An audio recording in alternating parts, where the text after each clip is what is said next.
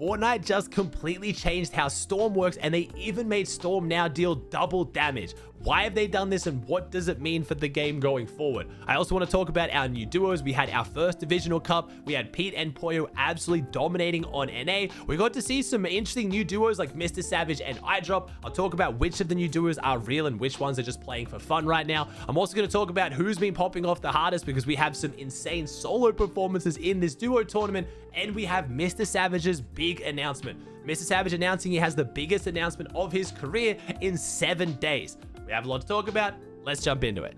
Let's kick off talking about what's going on with Storm. Now, this one had a lot of people freaked out. I was talking on my stream a couple days ago about how I felt Storm is just a little bit too weak right now. I feel like with how crazy the heals are in the game, I feel like Storm, especially in the early game, needs to be a bit stronger. There's points in high-level competitive games where I can check in replays and half the lobby is in Storm, not in the zone, which just feels really weird in a battle royale. And I'll talk about my thoughts on that in a second. But I then woke up today to a change that, well, I kind of was asking for, went way too far. I woke up, I checked my phone, I was about to jump on and watch the EU Divisional Cup, and I saw this tweet from Asarian. Exact value changes. It's normal Storm tick damage, not Storm surge. This is the regular amount of damage Storm does, going from 1 to 2 in the 1st and 5th zone, doubling, 6th zone 2 to 4, 7th zone 5 to 10, 8th zone 8 to 16, and in 9th zone plus 10 to 20. Fortnite had doubled the amount of Storm damage you take from each circle of Storm, which is just ridiculous. I want to make it very clear. Even me, who thinks the Storm damage needs to be increased in damage, did not agree with this change. I was interested to see how it played out. I thought, maybe this is going to make heal-offs a lot harder, which is kind of exciting. It does mean teams won't be able to play Storm as much. It means they have to be in zone, which could lead to more fighting and more excitement. It also means teams that like to tank Storm to be able to trade their surge in set lobbies won't be able to do that as well. Across the board, I was like, look, it's an okay change for me as a watcher, but playing, oh boy, I could not imagine the frustration of being held on backside of zone in a no mobility meta by some idiot, and I die to a 20 tick zone. Like, oh my gosh, my keyboard would be through my monitor. So again, I wasn't the biggest hater of the changes because it would make watching Fortnite a bit more fun, but playing it would be a bit miserable. But don't panic. Fortnite did not make these changes in competitive. Originally, when this tweet went out, the changes were in competitive. And the first game of the Divisional Cup on EU, we had these changes. We got to see what it would be like when Storm does 20 damage per second. Honestly, it wasn't too bad. The games weren't super dead. They weren't terrible games. It was actually pretty fun to watch. But again, it's only one game to go off. That's because we then opened up Fortnite and saw this announcement. Lord Zed has cursed the island. The Storm grows stronger and moves faster. Band together to complete the final community quest, summon the Red Ranger, and unlock the power of Megazord. Yes, it was a storyline thing. Fortnite managed to double the amount of damage of Storm. Not just that, they also made Storms move faster, which I'll talk about in a second, but it was all because of a pub update. They then quickly took this out of competitive and ranked, and now only these changes are in pubs. So I wanted to put this in the video to make sure you are not confused, because a lot of people made a lot of posts about this. A lot of people covered it, myself included, before Fortnite then changed it back. So I wanted to set the record straight. In case you guys saw it, don't worry. Storm has not changed at all in competitive or ranked. It's only changed in pubs.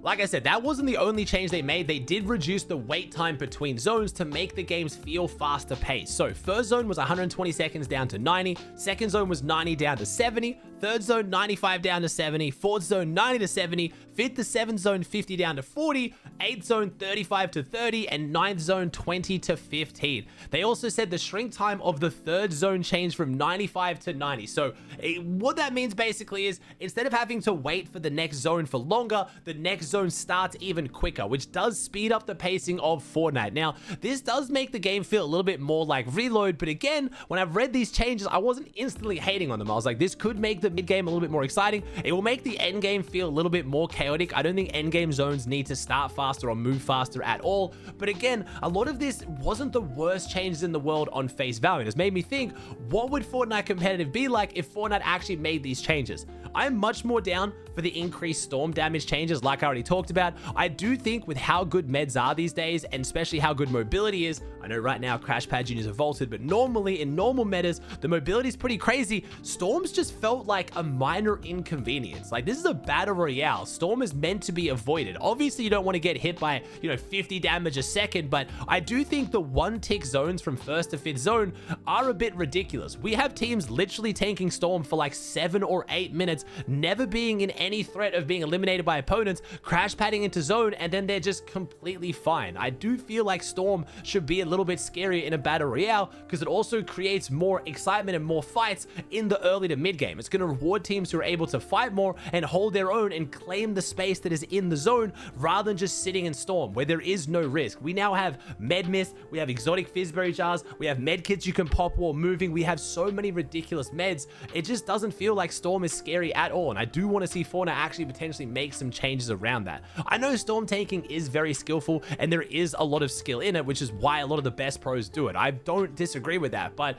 it's not the type of skill that I think is exactly the best for the game. But I want to hear your guys' thoughts. I want to hear what you guys think in the comments down below. Do you think Storm damage should be increased? Now, I don't think endgame Storm damage should be increased that much because rotating zones are obviously incredibly skillful. You can't just sit in Storm. I think a lot of us don't like heal off. I think almost everyone hates heal off, but there's a lot better ways to fix heal off than just making Storm absolutely obliterate through you in the last couple zones. I think Fortnite could come up with a better solution. Maybe the increased Storm damage and also making Storm sickness less. So again, you're punished for being in Storm for a long period of time in the early and mid game. But overall, I kind of want to see these changes. Now, the wait time between zones, I would like early and mid game to be more exciting and competitive Fortnite because I do understand the logic of, we are just waiting around until the end game. But at the same time, I do feel like if we go too far down that route, we're just gonna end up at reload where it's a super fast paced version of the game, or we might as well just make tournaments late game simulators. We might as well just play them on late game maps, start players straight into late game and just forget about the early and mid game. It's still a battle royale. I think all of that progression and build up is still important to the game. Just personally, if we just jump straight into end game, that would eventually get a little bit boring. But again, want to hear your guys' thoughts down below. Now, you guys know, normally when it comes to 2-round qualifiers, I don't make a YouTube video after the first day, but because I already want to talk about these Storm changes, I will talk about how the Div 1 Cup is going so far, and it was our first chance to actually see our proper duos playing on EU and NA, and man, was it exciting. We had Peterbot and Poyo come in first on 608 points, getting 120 eliminations. They absolutely W-keyed their way through opens, and like I said, I was going to keep an elim counter going this week between Pete and Poyo's eliminations, because I was going to try to show off how many elims Poyo's getting, because in scrims he's been absolutely fragging out. But when it comes to tournaments, the spotlight is straight back on Peterbot. Peterbot got 71 eliminations while Poyo got 49, which isn't too bad. I know what you guys probably think as well. Oh, it's because Pete always gets all the best loot, and while Pete is still being a bit greedy with the loot, which is what Peterbot does, he was sharing the medallion with Poyo. They got to get the medallion every other game. So Pete would get it one game, Poyo would get it the next game. They were sharing it. When it came to the exotic and mythic weapons, though, Pete does seem to get the priority, which is obviously going to be a factor. But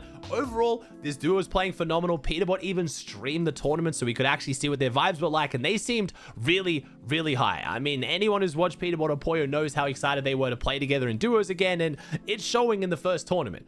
As far as their pretty underrated performance for the second place, we had Blake and Zen, which caught a lot of people, myself included, off guard. I'm super excited to see both these players doing well together. Josh and Chance rounding out the top 3, a very, very underrated duo as well. 2 young players playing together for, I believe, the first time, looking really, really solid. Then we have Clicks and Higgs, who came 7th overall, so their first showing, Higgs' first official tournament IGLing with Clicks, looking really, really solid. Epic Whale and Pump, who I talked about in my video yesterday, coming in 9th. We had Reed and Curve, a double controller duo in 10th. Aegis Omzo, another tier 1 team, in 12th place overall. We had Ritual and Cole finishing in 15th. They had a very slow middle of their tournament with quite a strong finish. Then we had a few EU teams, Queasy and Thomas, running it up on NA, doing very well on EU ping in 17th overall. We had Rapid and Threats in 19th. We had quite a few EU teams inside the top 50, honestly. Kanata Cooper, not an official duo. Again, Arc isn't currently Division 1 on NA Central yet. That is Kanata's official duo. Cooper doesn't have one right now, so Kanata and Cooper decided to run it up. There are a few big teams missing off this list, which I'm sure you guys are going to point out Acorn and Bolts were in 59th overall on 249 points. Booger and Craze were in 61st on 246. It is a 2-day format, so I don't want to run through too much leaderboard and say who's struggling or this team's looking rough, because again, there's a whole second day to go, and I will make sure I make a video tomorrow recapping who qualified and where they're dropping. I do want to start using Asarian's player stat breakdowns to give some shout outs to players doing individually really well in these tournaments. And as you can see across the board, it was a good showing from Peterbot on NA. Top damage ratio with 2.16, Cold coming in second. Top damage to players, 15,600 with Cold coming in second on 11,500. Top eliminations, Peterbot on 71. With Cold coming second on 50. You kind of see a bit of a trend here. Pete doing phenomenally well, Cold doing really well. But again, shout out to Poyo. Poyo had the third most damage done to players as well, and the third most amount of eliminations. We had Ages in fourth on eliminations. We had Clicks in fourth on damage, looking really, really solid as well. So far on NA, again, a lot of the top NA teams performing the way we were expecting. Moving on over to the EU leaderboard, we had Malabuka and Panzer in first on 522. I'm super excited to see this duo. Panzer's stocks at an all-time high right now, has been playing really well, and now he's picked himself up a phenomenal player in Malabuka, who bouncing off a really good performance at globals, looking very hot in duos. Then we had Comeback and Shark in second on 450 points. Then we had Huddy and Fishy rounding out the top three. Very excited to see the Czech duo do so well. There's not a lot of Czech Republic pros, Huddy and Fishy being two of the most notable ones. It's good to see them pairing up and doing well in duos now. We had No Surprise, Sky and Scroll still doing together, our globals duo from a couple chapters ago in fourth place. Queasy and Veno rounding out the top five as well. Queasy and Veno are both grinding a lot right now. Like we said, we had Queasy playing on NA Central as well. We also had the brothers, Eclipse and Twy in 9th overall, Hari and Cami in 10th. We had the Frenchies, Akira and Skyjump repping the French teams in top 15. Hopefully, we don't have no French players at the next LAN. I love seeing when the French players do well, because there are leaks that the Globals is going to be in Paris now. I'll talk about that in a future video when we get a bit more information. We also have Vidil and Focus. Now, don't panic. Vidil and Rezon haven't split. Rezon's going away, so Vidil decided to play with Focus instead. We had Pix and Damus in 27, so Dam and Damus have looked like they've split. So instead of having the double fragger combo, they've now picked up the IGL from the trio with Pix and Damus. Swizzy and Vanya in 29th overall as well. Seti and Yapko in 44th. But again, like I said, this is only day one. Day two could change things a lot, but I do want to highlight the stats on EU because Shark is absolutely popping off right now. Top damage ratio went to Sky with a 2.02, but the top damage went to Shark with 12,178, which was almost 3,000 more than Sky in second. Eliminations, this was the big one. 51 eliminations from Shark, 16 more than the next closest, which was Chap. Chap looking very solid, as a lot of people are expecting as well. But Shark right now is putting on a clinic and living up to a lot of the hype of people who have high expectations of him. Now, for those of you guys panicked about the fact I didn't mention Mr. Savage, Mr. Savage didn't end up playing with this tournament with iDrop, who iDrop is unfortunately still unwell from globals. He didn't play with Vico because Vico's gone away for a couple weeks, so this is not Mr. Savage's official duo. They do still have a chance to make finals, which would be awesome to see, but it looks like Savage isn't taking this week too seriously. He didn't even stream the tournament because he's bringing hype to his new announcement. Mr. Savage posted a tweet that has a big announcement coming in 7 days, 6 days as of you guys watching this video, and there's a lot of theories about this one. A lot of people saying it's either going to be a huge sponsor deal. There was Red Bull logos and stuff all over the announcement, but Red Bull's already sponsoring Mr. Savage. The fact that it's going to be an icon skin, which I'm not really sure how to feel about that. He does promote his creator code in the video, which does make sense, but the fact that Red Bull branding is all over it is kind of throwing me a little bit, or people pointing out the fact that Click said that he has a big announcement or a big collab coming up with Mr. Savage, so potentially this could be org related. This could be Xset Mr. Savage. Maybe Mr. Savage is going to become co-owner of Xset like Clicks. There are a lot of theories going around, but these ones are the main ones, and I want to hear your guys' thoughts in the comments down below. What do you think Mr. Savage's announcement is? Because we didn't get too much from the actual teaser video.